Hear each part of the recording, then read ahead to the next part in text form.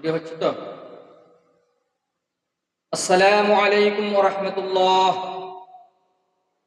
আলহামদুলিল্লাহি ওয়া কাফা ওয়া সালামুন আলা ইবাদিহিল্লাযীনা ইসতাফা ওয়া সাল্লাল্লাহু তাআলা আলা খায়রি খালকিহি মুহাম্মাদিন ওয়া আলিহি ওয়া সাহবিহি আজমাইন। মাহে রমজানের দ্বিতীয় অর্ধে দ্বিতীয় দশকে মকবরাতের এই সময়ে রমজান বিষয়ে, রমজানের ফরজ এবং যে সকল কারণে রোজা ভঙ্গ হয় সেগুলো নিয়ে বিস্তারিত আলোচনা করার প্রয়াস পাবো ইনশাআল্লাহ।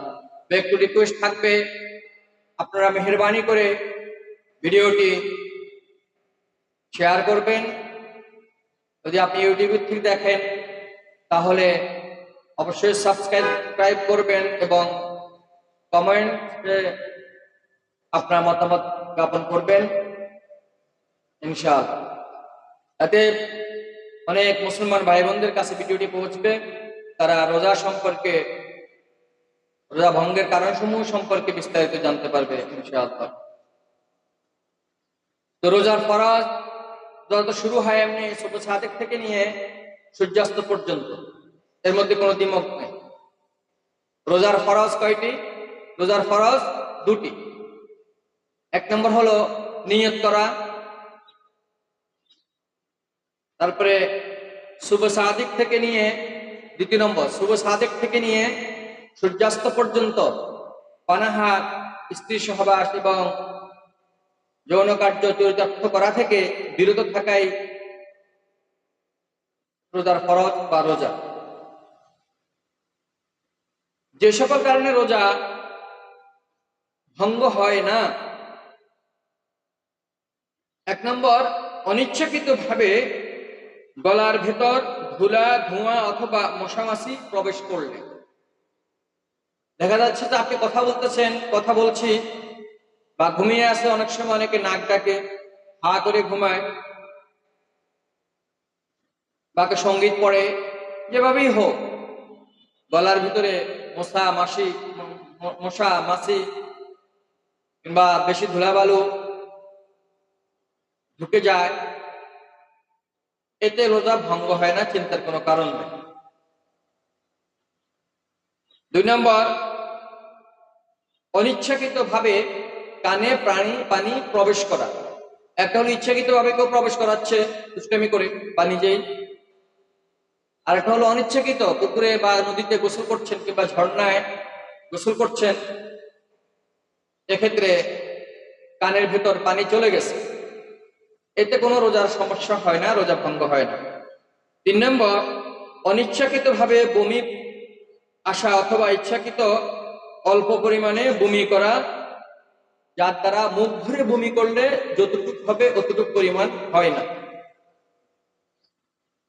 অর্থাৎ নাকি আপনি একবার মুখ ভরে যতটুকু পানি মুখে নিতে পারেন তারপরে ভরে, এতটুকু পরিমাণ কেউ অনিচ্ছাকৃত ভাবে বমি করে, অসুস্থ ব্যক্তি অনিচ্ছাকৃত বমি করছে, কিংবা অনেকে আছে মুখের ভিতরে হাত দিয়ে বমি করে, করতেও পারে, হয়তো গলায় একটু ফিসফিস করছে কোনো কারণে, তো মনে হচ্ছে যেন একটু বমি হলে ওনার জন্য ভালো লাগবে।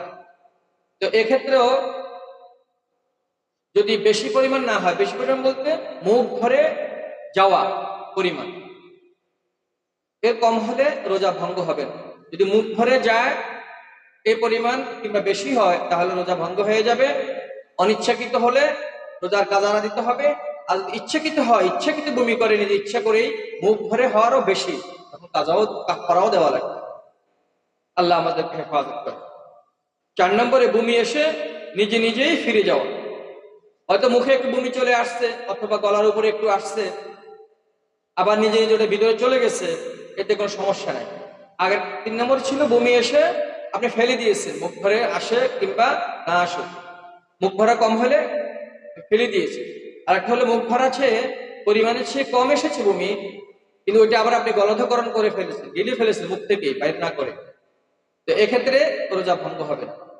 আর মুখ থেকে বের করে যদি আবার একটু টেনে ফেলেন, ভিতরে নিয়ে যান, তাহলে রোজা ভঙ্গ হয়ে যাবে এবং মানে অনিচ্ছাকৃত হওয়ার কারণে রোজা ভেঙে যাবে।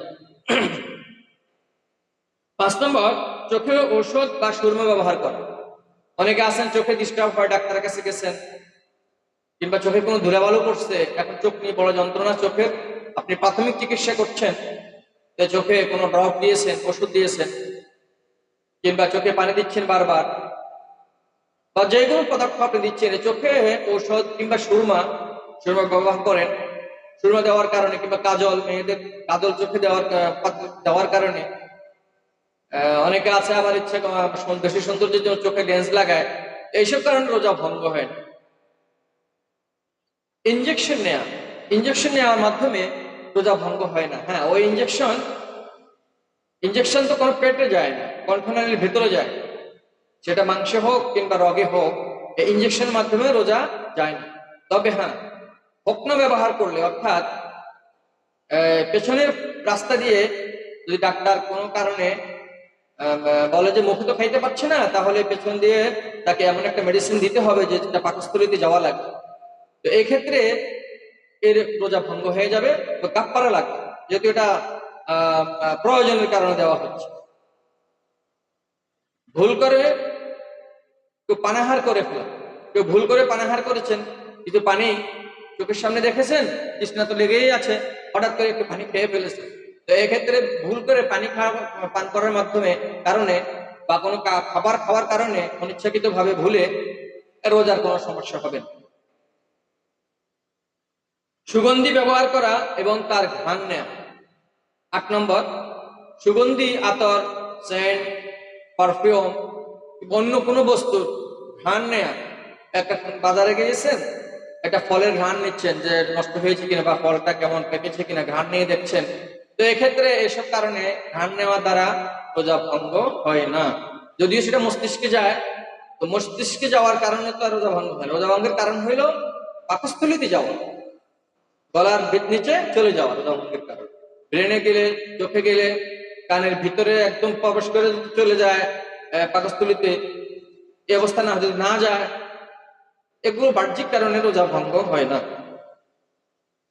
নিজ মুখে থুতু, কফ গিলে ফেলা। একটা বদভ্যাস আছে, আমরা দেখি রাস্তাঘাটে চলাফেরার সময়, সেটা নারী পুরুষ সকলেরই মধ্যে এটা আছে প্রবণতা, আসলে বস্তুত না জানার কারণে হয় যে মুখে বেশি থুতু আসছে, অনেক অসুস্থতার কারণে থুতু আসে, কিছু রোগ বালাইও থাকে। আর এমন যদি না হয় যে বারবার থুতু আসছে, উনি মনে করছেন যে ভেঙে যাবে, থুতুটা গিলে ফেললেন না, আপনার মুখে থুতু বা একটু কফ আসছে, ও কফটা আপনি মুখ থেকে বের না করে যদি মুখে থাকা অবস্থায় গিলে ফেলেন, তাহলে এতে রোজার কোনো ভঙ্গ হবে না, যত পরিমাণই হোক না কেন। বরং অনেক সময় দেখা যায় ওস্তাদরা বলে থাকেন যে বরং ওই থুতুটা আসলে উচ্চ করে গিলে ফেলতে হবে, না তো গোলাপ শুকিয়ে একদম তোমার পানি খাওয়ার মতো অবস্থা হয়ে যাবে।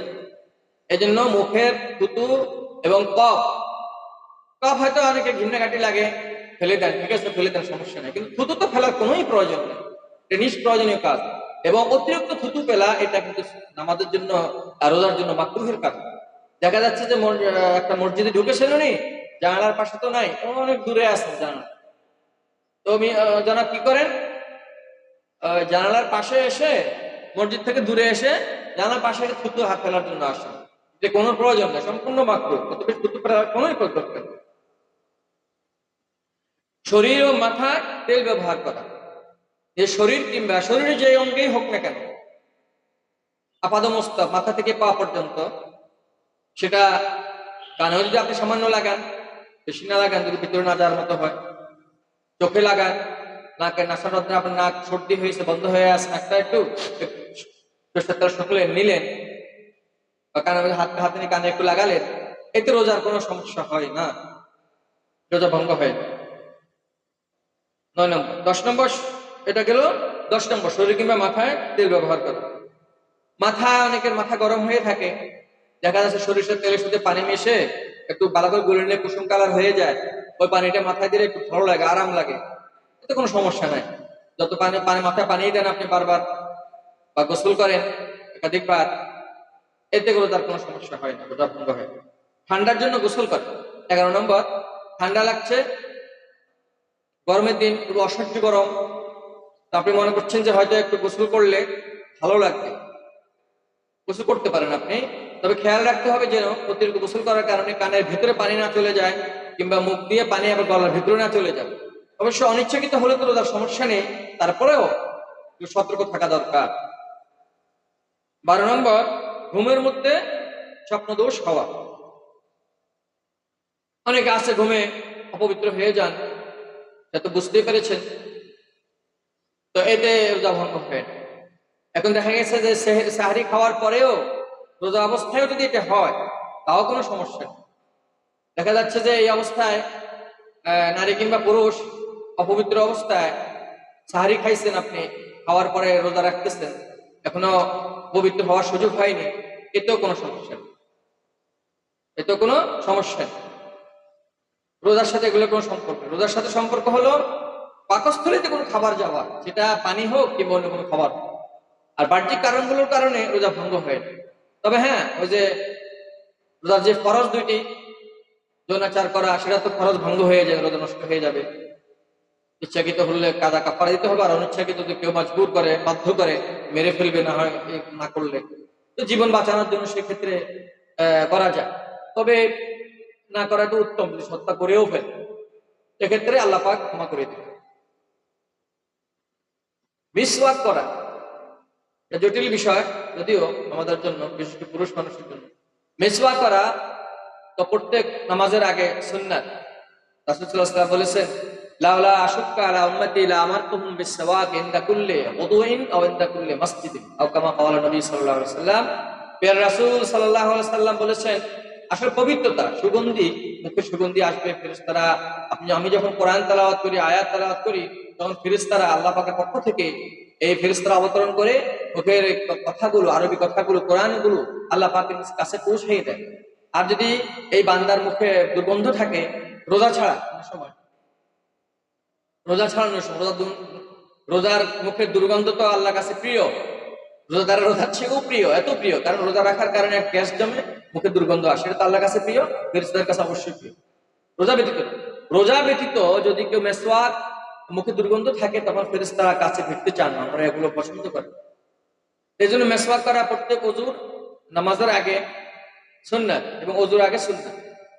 রাসূল সাল্লাল্লাহু আলাইহি ওয়াসাল্লাম বলছেন, যদি এটা ভয় না হইতো যে আমার উম্মতগণ মেসওয়াকের প্রতি গুরুত্ব দিবে না প্রত্যেক ওযুর নামাজের আগে কিংবা ওযুর আগে, তাহলে আমি, যদি ভয় হতো যে গুরুত্ব, যদি আমার ভরসা থাকতো তারা গুরুত্ব দেবে, আর যদি এখন যেহেতু আশঙ্কা হচ্ছে গুরুত্ব নাও দিতে পারে, এই কারণে আমি এটার হুকুম করছি না।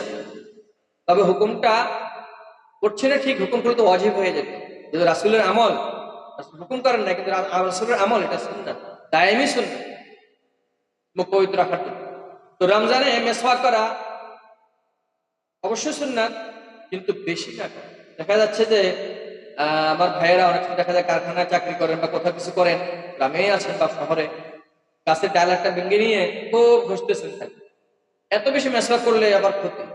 দেখা যাচ্ছে যে নিম নিম গাছের ডাল নিয়ে বা কোন কিছুর ডাল নিয়ে, তিনটা জিনিস একটু অনেক একটা ক্ষেত্রের ভিতরে যে চলেও যেতে পারে, এটা কিন্তু অত বেশি মেসওয়াক করার কোনো প্রয়োজন নেই। রোজার দিনে আপনার মুখে দুর্গন্ধ দূর করার কোনো দরকার নেই, এটা আল্লাহর কাছে অতি প্রিয়। হযরত মুসা আলাইহিস সালাম যখন 30 দিন থেকেছেন, উনি মেসওয়াক করে আল্লাহ পাকের কাছে তাওরাত নিতে এসেছেন, সাক্ষাতের জন্য এসেছেন। আল্লাহ পাক মুসা আলাইহিস সালামকে আবার ফেরত দিয়েছেন, যাও তুমি আরো 10 দিন রোজা রেখে মুখের গন্ধ সহ আমার কাছে আসো, কারণ রোজাদারের মুখের গন্ধ আল্লাহর কাছে অত্যন্ত প্রিয়।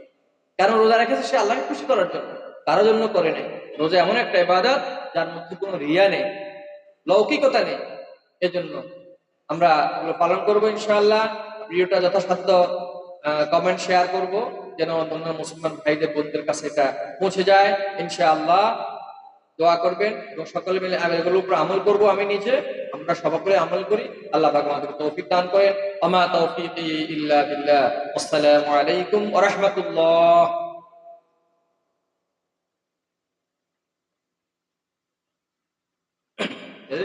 ভাইটা এখন চলে গেল, এখন ঘুরে তো এখন